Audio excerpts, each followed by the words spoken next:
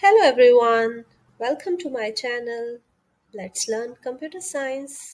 Hello everyone and welcome back to my channel.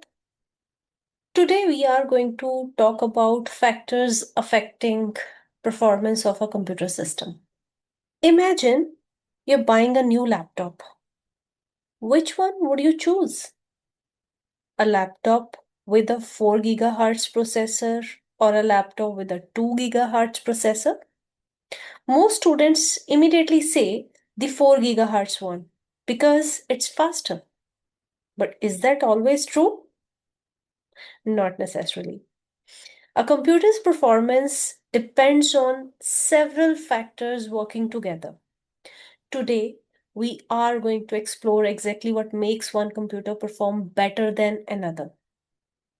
By the end of the session, you'll be able to explain how clock speed, processor type, number of cores, bus width, and cache memory all contribute to the performance of a computer system. And don't worry, we'll use simple examples and exam style explanations throughout the session so that you understand it very easily. So let's get started.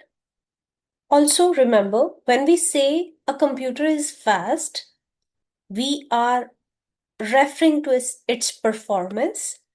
And performance means speed and efficiency with which a computer can execute instructions and process data, right?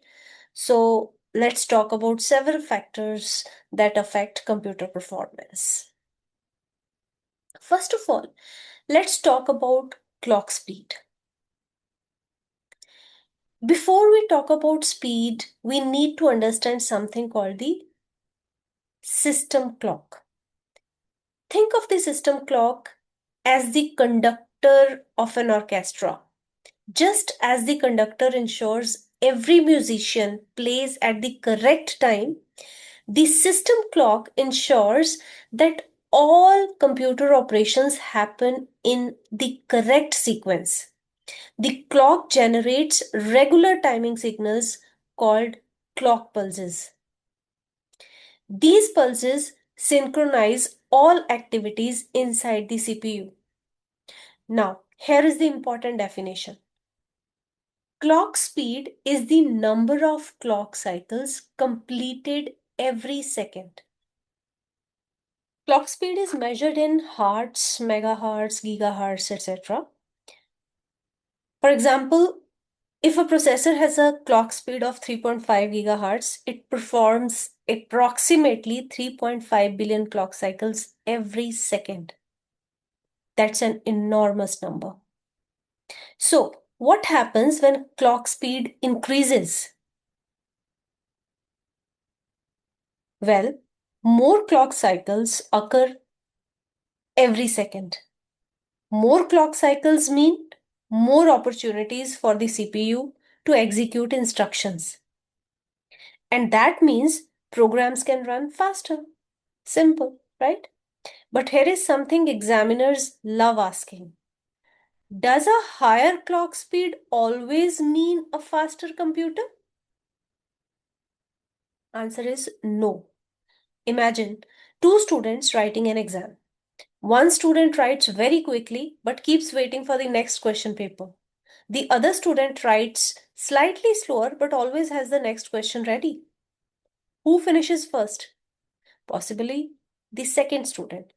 Similarly, a processor with a high clock speed may still be slowed down by maybe small cache memory, limited bus width, fewer cores, right? So clock speed is important, but it's not the only factor. Also, there is a terminology called overclocking.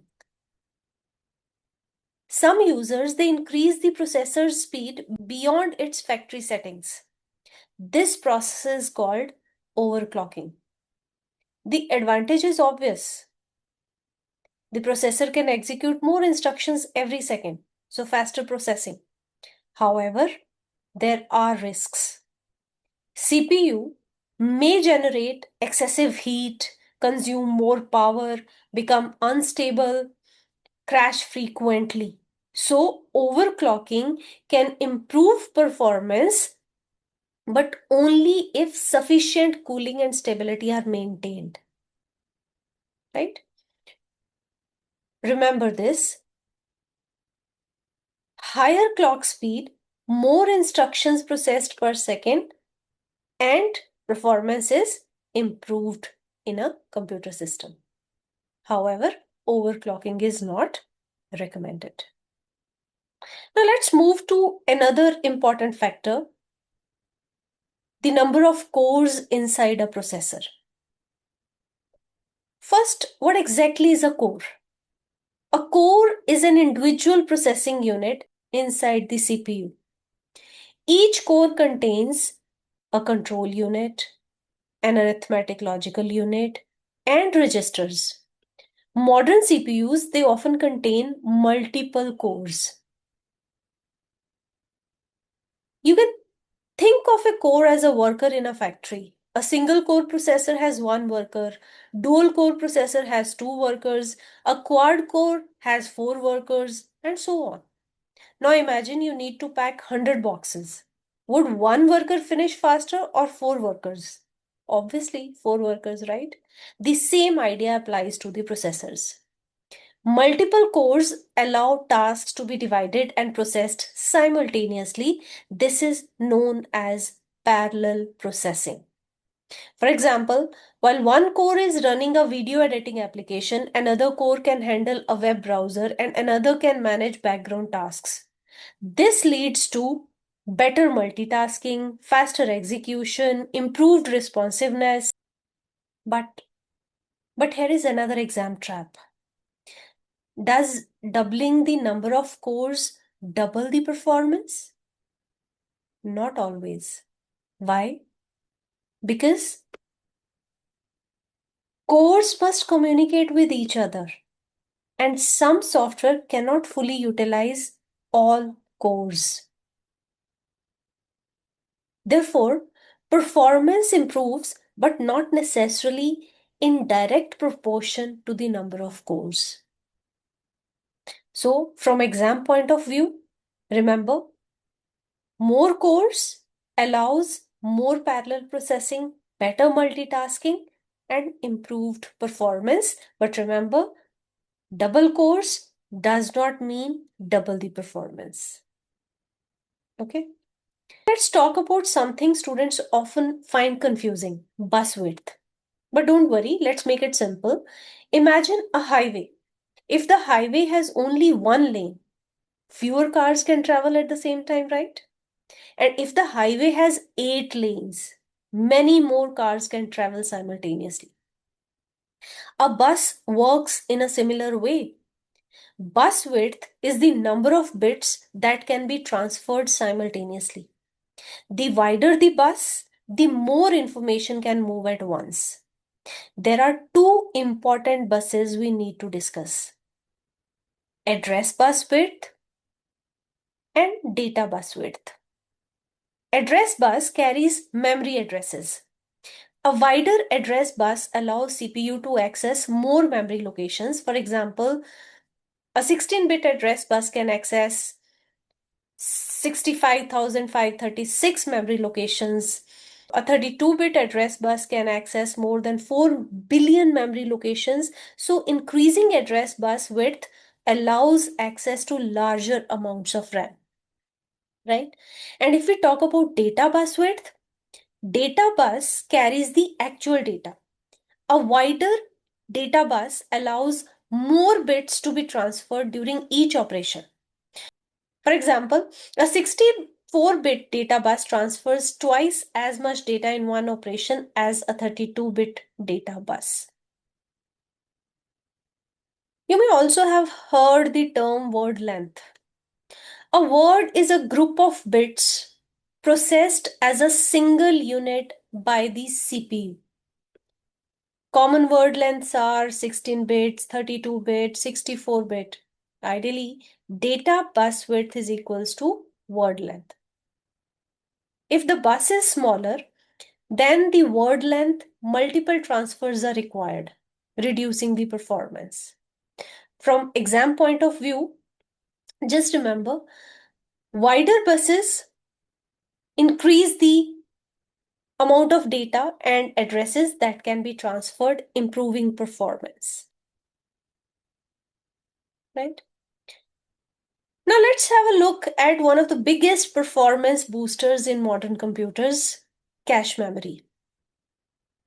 Cache memory is a very small but extremely fast memory located inside or very close to the CPU.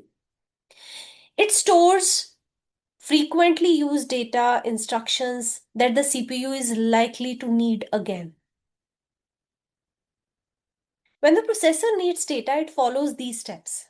Step 1, check the cache memory. Step 2, if the data is present, which is known as cache hit, retrieve it immediately. If the data is absent, which is known as cache miss, access RAM. So if data is present in the cache, take it from there, otherwise check RAM. Since cache is much faster than RAM, CPU waiting time is reduced. But why is cache faster? Now, cache uses SRAM, static RAM, and main memory uses DRAM, which is dynamic RAM. SRAM does not need refreshing. So that is why cache is much faster than main memory. So a larger cache can store more frequently used information, and this reduces the number of times the CPU must access slower RAM. As a result, less waiting, faster processing, and better overall performance. From exam point of view, remember, cache memory improves performance by providing faster access to frequently used instructions and data. So here is a summary of whatever we have covered in today's session. Factors that improve computer performance. Number 1, clock speed. More clock cycles per second allow more instructions to be executed. Number of cores allows multiple tasks to be processed simultaneously. Address bus width allows access to more memory locations.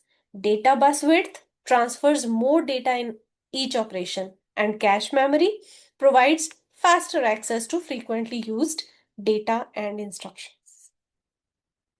So remember, a computer's performance is not determined by one factor alone. All these factors work together to determine how fast and efficiently a computer system performs. Now, let's have a look at a past paper question from May-June 2021. Question is, describe the ways in which following factors can affect the performance of his laptop computer.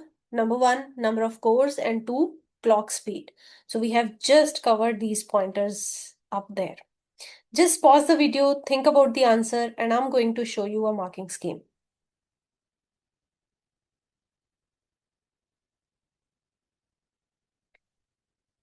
So here is the marking scheme.